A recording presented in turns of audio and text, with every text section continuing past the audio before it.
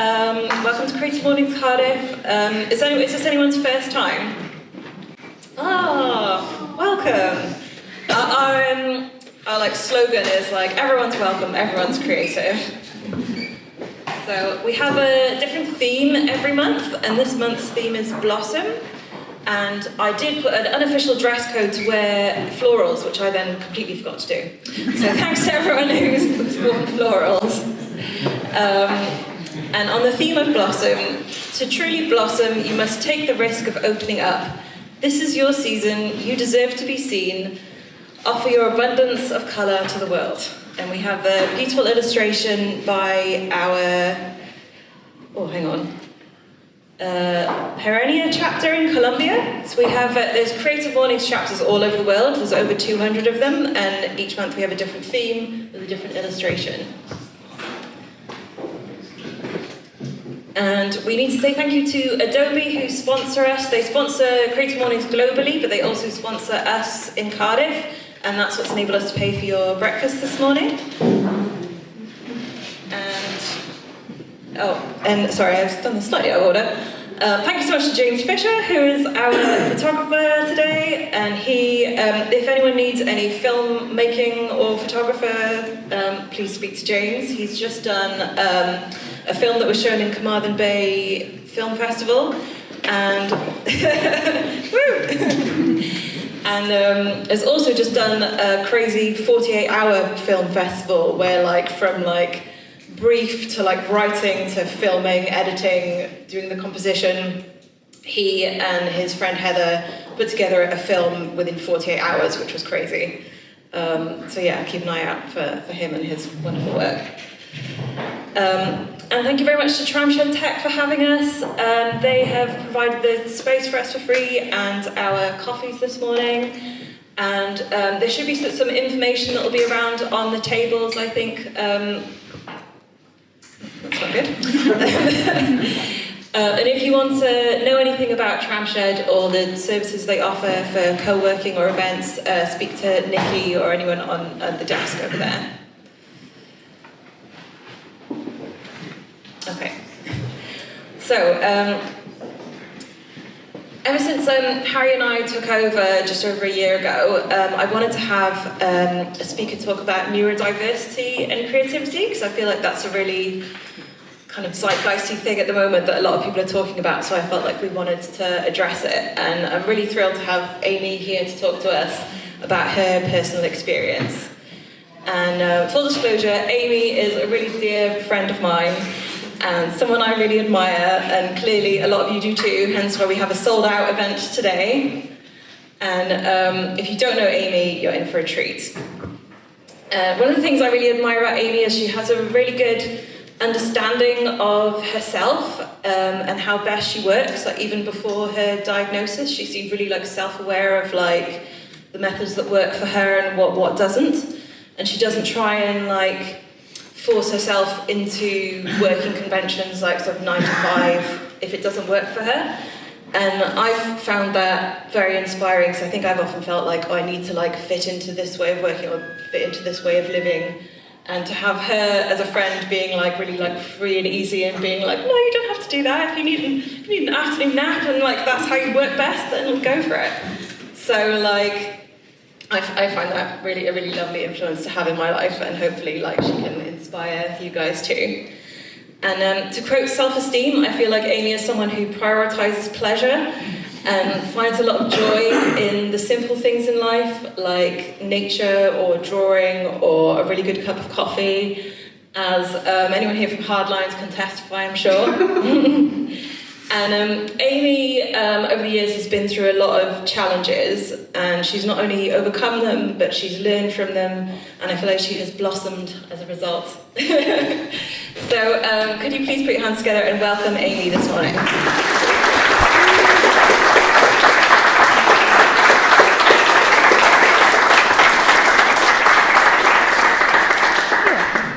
So many things for my hands. Hang on. Hi.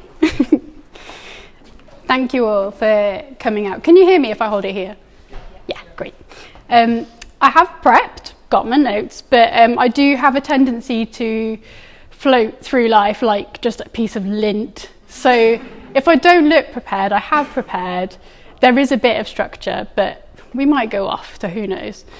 Anyway, let's get stuck in. We're all like flowers. We need specific things to help us blossom. And it's taken me a good while to realise what I need. I'm going to give you guys a whistle-stop tour of that process, and hopefully there'll be some relatable stuff and some takeaways in there that can apply to you too. This is us, we're the little seeds being sprinkled, and that's also us, we turn into flowers. But also I really like this because I made the vase and the flowers as well, so I'm kind of proud. When we're children, we're full of creativity. Our imaginations run wild, everything is interesting, and we're just super curious. We try new things, and we say what we feel, and we make a lot of mess, and we don't really worry about the cleanup. I don't know if anyone else had the kind of, it's something they say that a lot of cats do, and I'm not a cat, but the idea of finding a box and turning it into something way better than a box, I still live for that. I tried to put my dog in a box just to see if it would work, and it didn't work very well, but it was creative. This is me as a kid. Just full disclosure that I've always been very creative. I've also always been mad into hobbies. So I have always loved flowers. This was my first day of school, and I kind of wish I'd lent into this a little bit more. I decided I liked school because I got to colour in, and I got to colour in flowers. So I think I should have lent into that a bit more along the way, because as I'll tell you about, the kind of pressures of growing up meant that I left that for a little bit, and it did no good for me. And this is me living my best life. T-shirt, carrots. Watering can, massive strawberry. It was a good time. When we're kids, we're also way less afraid to fly our freak flags. So whether you're in the right place, when someone's handing out friendship bracelets, or you're bonding over shared interests, it's easier to make friendships over common things. Here's my obsessions when I was growing up. I put when I was growing up, but I'm still pretty obsessed. I had some super freaky freak flags, and I was big into them, and I let everybody know. Also, if anyone was big into any of these, please come and tell me after, because I love talking about my interests.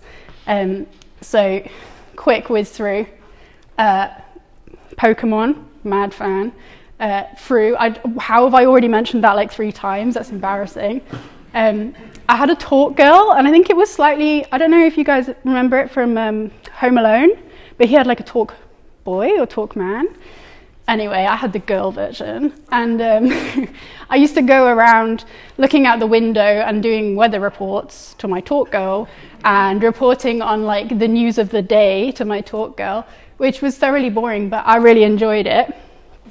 Yeah, I realised from a young age I just love storytelling. I don't know if it's the creative side of it, or just getting to find some fun and a thread through something that is just largely based on how we see things. But yeah, I loved telling my little talk girl stories, making fake magazines, and running clubs where I was member one of one, based on my special interests. But yeah, I don't know if you can see my cacti. I just want to give them a shout out. Can any of you see my cacti? We had show and tell in school, and everyone would bring in their pets. I wasn't allowed a pet, so I had 5 cacti, 2 deceased here, but yeah, I brought those into my show and tell, and I still have a really big soft spot for my 5 starter pack of cacti. Just needed to give them a shout out. Things change as we get older. We lose enthusiasm for sharing our interests and for making things, and our thinking becomes quite habitual rather than free and creative. The education system and norms of society and trying to fit in don't help this. And we learn that success comes from knowledge retention, risk aversion, and perfectionism, all things that I've really struggled with. It creates this fear of failure and suppresses our original ideas and our desire to play. This pencil just kind of epitomizes how I was feeling at certain points in my life, where I'm sure some of you can relate. You're kind of scared to draw something, and then you pick up the pencil, make a mark on the white page, and then you're instantly like, regret, and then have to erase it all. So yeah, my head in a slide. Scientists have shown that this apparent fall in creativity is a true thing. There was a guy, I love stats and facts, so I looked into this, and there's a guy called Professor George Land who did a study into how our creativity drops as we get older, and the stats are mad.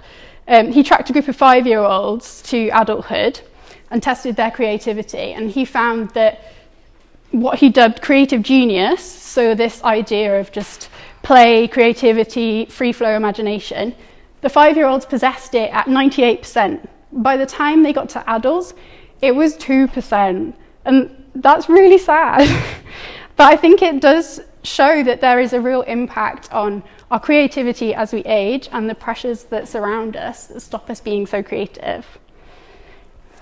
For me, the process of this didn't go too well. I was really into things, so I loved scuzzy loud music and just filling my ears with it. I loved art. I had some really strange art obsessions for an 11-year-old girl. I loved Gaudi, I loved Roy Lichtenstein, Andy Warhol, a lot of pop artists, but equally Munch and Mucker, and if anyone likes art on a geeky level, please come say hi. But yeah, I was so hard into those things while everyone else was doing their makeup, and that was kind of tricky. But I was also into alternative culture and reading. I always had books on the go and indie films, but it was difficult because everyone else was becoming quite identikit or frankly quite dull.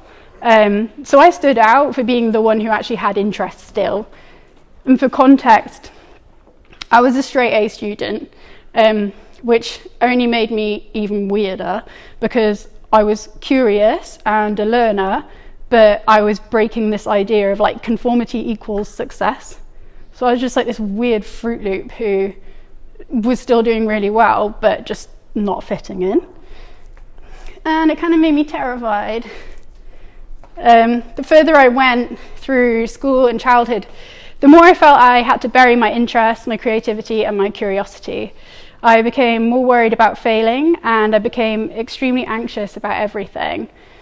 And the long and short of it was I was utterly terrified of having to become an adult and wear a suit and devote myself to my job and lose all my interests. So lo and behold, I had a big old mental health crisis.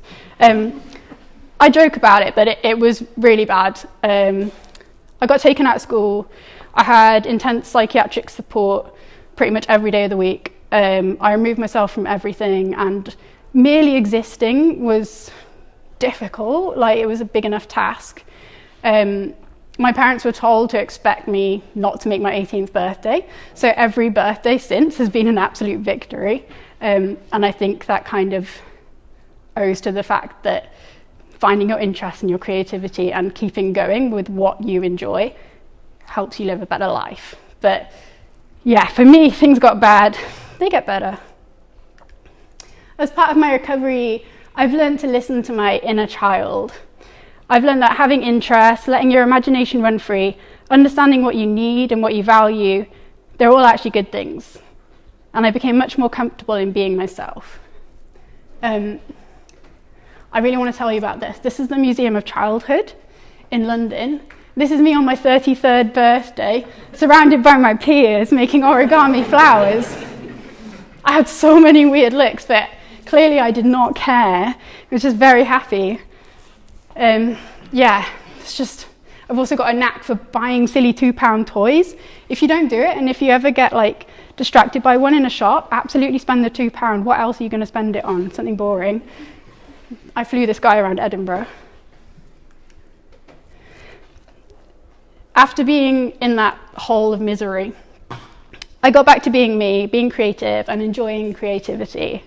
I went to uni, which was great for me. I studied English literature, which just involved reading 5 books a week. Yeah, I studied English literature and journalism and cultural criticism. I should know that by now. I'd studied it for 3 years, but yeah, it involved reading loads, studying other people's thinking, and getting to write about it. And some really good things happened. That looks really spooky. It's a photo of me with a Reading ticket, but it's gone black and white and super emo, which is very fitting. But yeah, I did student media, which was like a godsend. Before going to uni, I'd done a lot of journalism stuff, but I hadn't really realised that I had an aptitude for it. I thought I was just interested. And then I ended up winning like 3 student media awards in one night.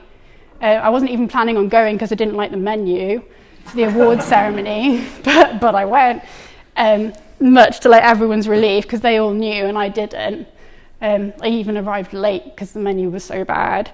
But yeah, I had an aptitude, and it was great because I got to write about things and help other people write about things that they were passionate about, and then see it in print. Also met my husband, Matt, who some of you may know. That's us as babies. Yeah, very young, moving on. So uni was great. And then I had another blip when I entered the world of work.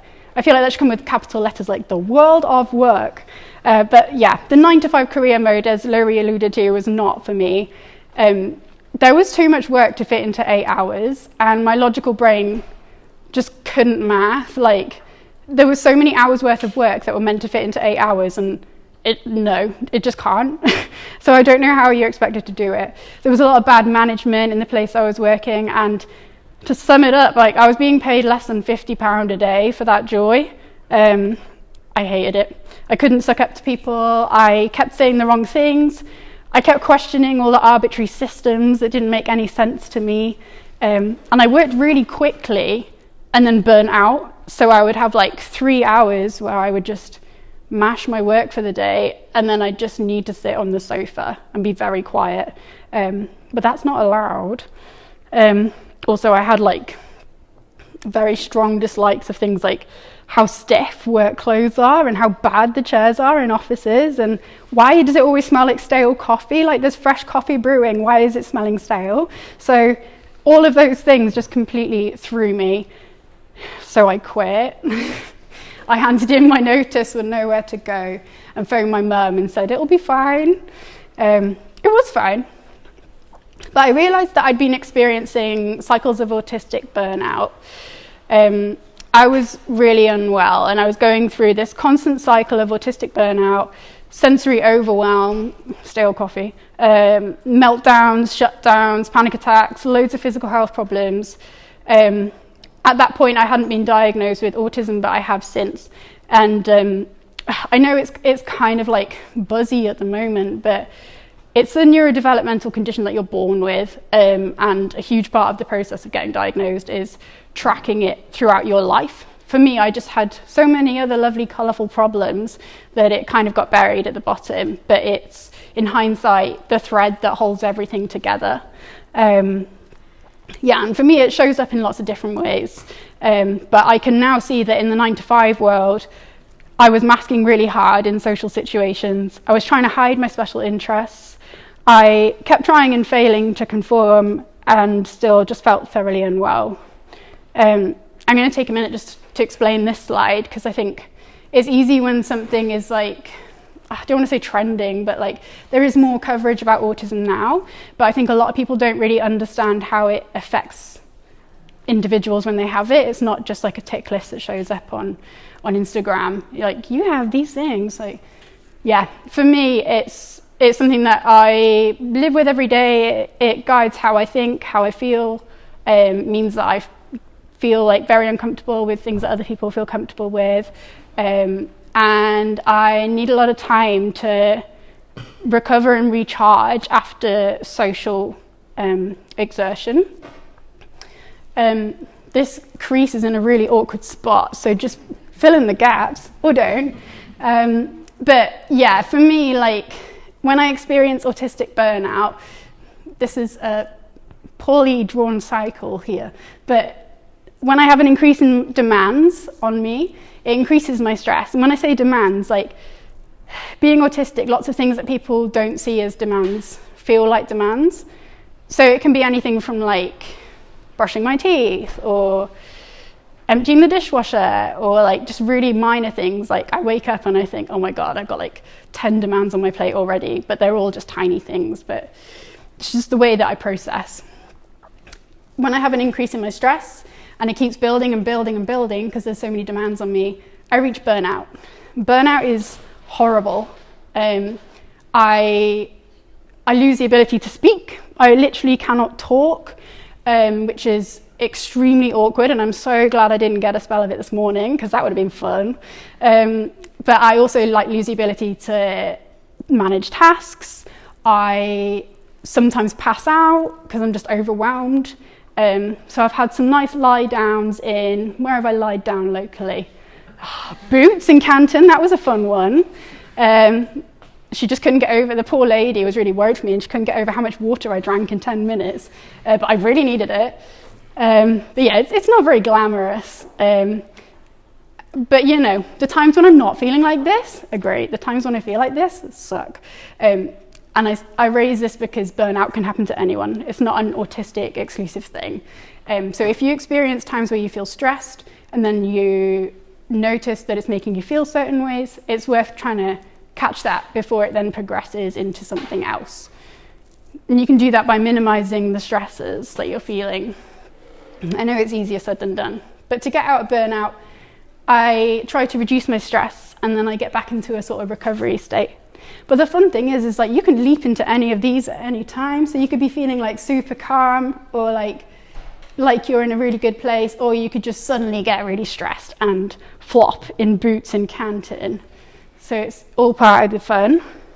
I went freelance because I really wanted to follow my interests and listen to my needs. So I worked in areas that matched my interests and worked in ways that suit me. I write about things that I care about, things that I can genuinely be interested in and curious about. And I realised that leaning on my special interests led to better opportunities than if I'd stuck at trying to fit into the mould.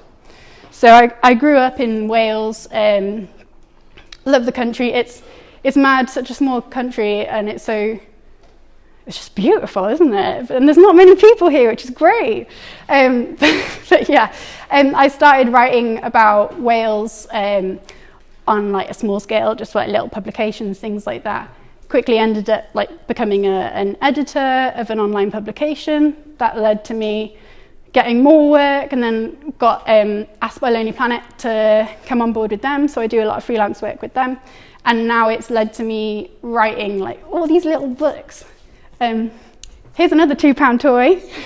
This is Pekka. He's a wind-up metal bird, and I love him. But yeah, but serious face. I wrote books. I also really enjoy small business stories. Being someone who runs a small business and understanding like it's tricky out there, I really like sharing the stories of small businesses and how they've like worked their way through things that are tricky.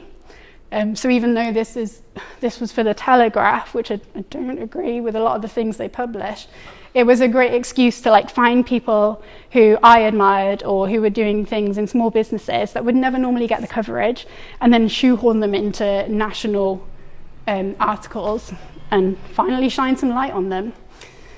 And also things like video games, Pokemon, coffee. You know, I basically pitch features based on what I'm into, which is a lot of things. But yeah, it's nice. It's led to like way better work opportunities for me than if I just accepted things about like fintech, which is fine, but it's not for me. One of the big things for me at the same time as doing things that I'm interested in has been communicating what I need in order to work well. So sometimes you'll take on a client and like it feels like the work is a really good fit for you, but other times, you know, that might be the case, but they're a pain in the butt to work with. But I know there are certain ways that I work best in terms of what I need and like my autistic needs as well. So for me, written communication is so much better than a voice note, a video call, anything like that. And if it can all come to one place, brilliant, because then I'm not flapping trying to find where you've messaged me. But yeah, there's a whole load of other things that are these are all things that I know relate to how I function as an autistic person, but they are things that I'm sure other people relate to as well. I also think like this isn't exclusive to being autistic in terms of knowing that you can ask for help and actually better things. So if there are some ways that you know you work better, totally tell people that, because if you don't want to be getting voice notes at like 7 p.m. on a Friday about something that doesn't need touching until next Wednesday, tell people, or just mute them, but probably tell them.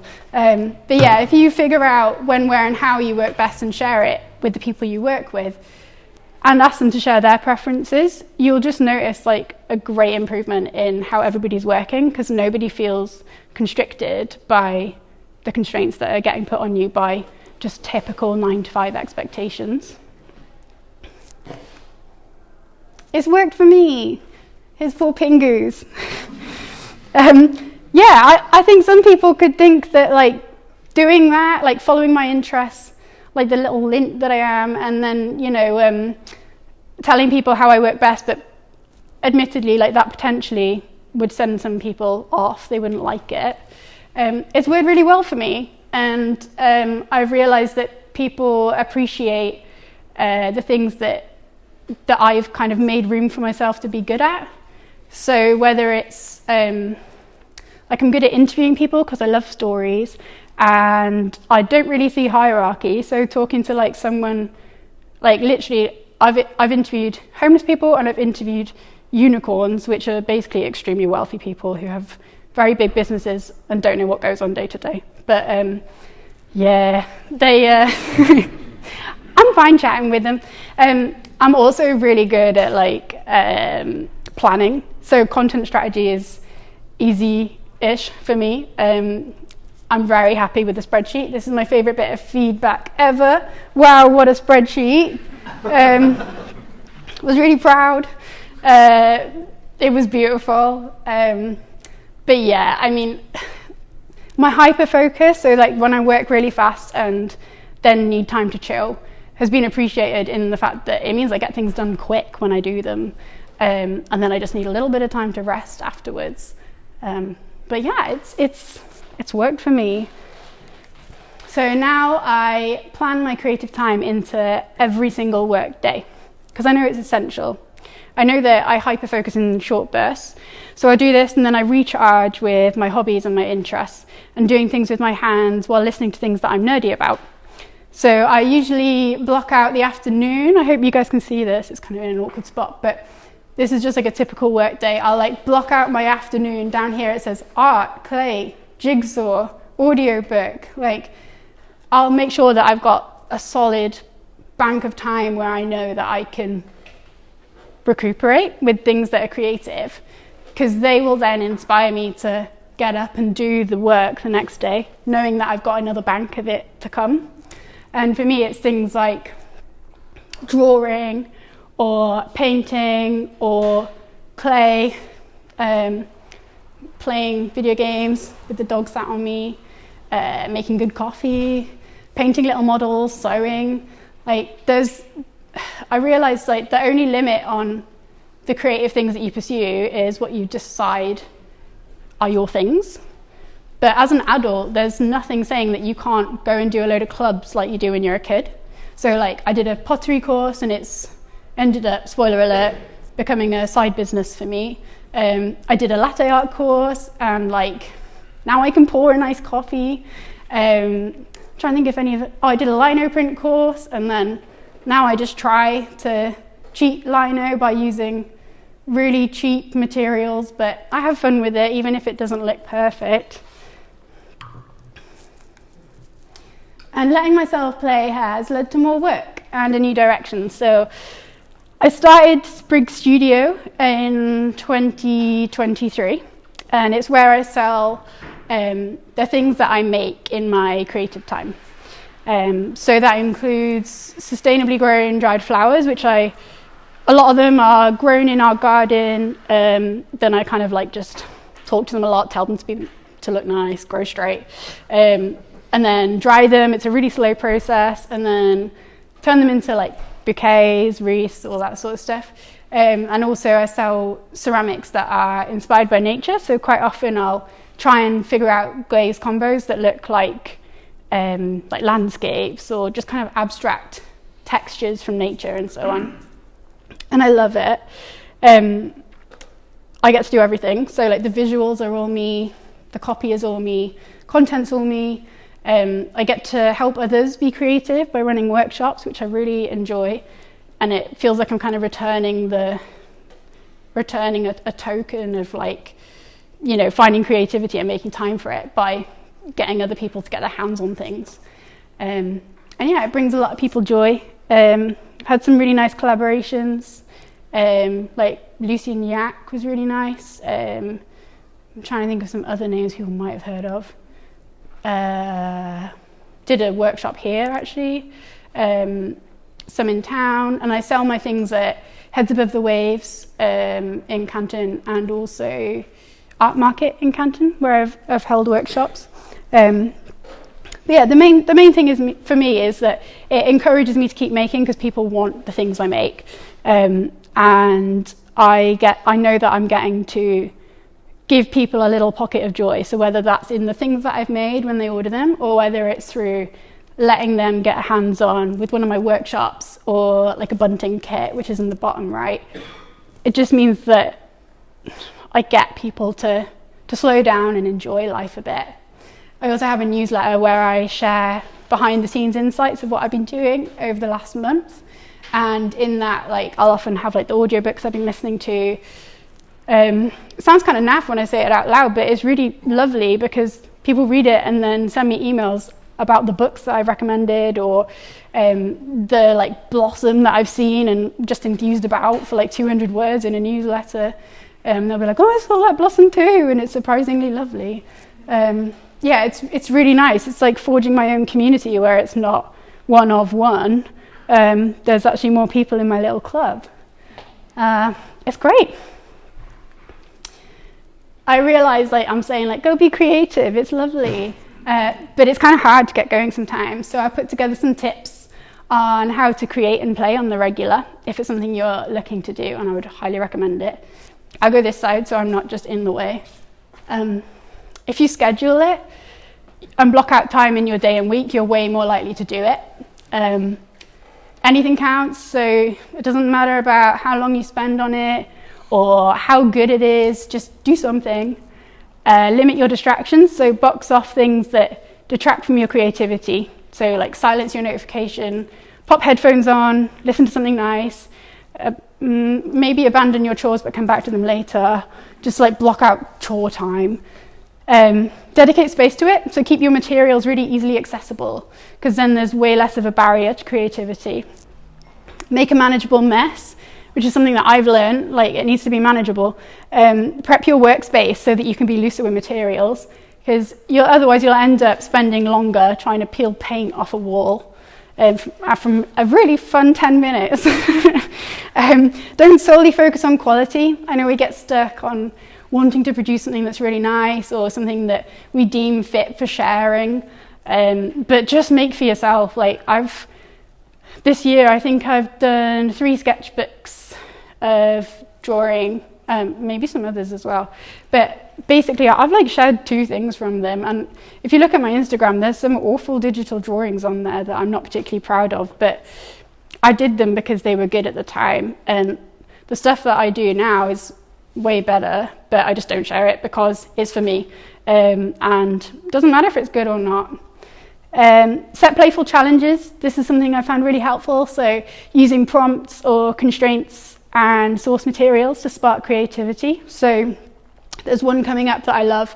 It's called Peachtober. It's an illustration prompt month, so every day you get a new prompt. It's really good. Inktober is also coming up. But yeah, if you limit your materials, or like buy a book and then just try and take inspiration, I say book, probably a kid's book, and take like illustration from the pictures, because kids' books are so full of joy and beautiful imagery.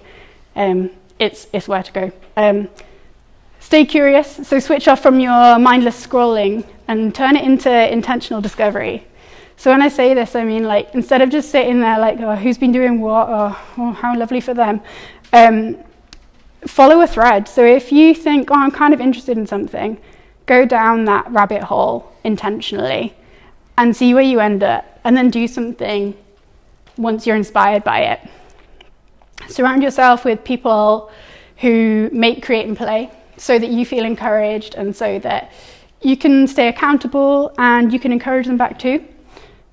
And protect your time. So if you know that you benefit from creative play, treat it as a medicine, as a non-negotiable. Because for me, I know that if I don't have a pocket of time where I'm just letting my brain flow with, like, whether it's clay or whether it's paint or whether it's pencils or a jigsaw puzzle, like all those things, I know that I'll be better then going forward. Like, I can face cooking tea and things like that. I'm just a better human when I'm making. So yeah, we're all like flowers. We just need the right things to blossom. And this includes remembering what our inner child really sought from life. So creativity, asking questions, being curious, making a mess, and just enjoying life. Thanks for listening.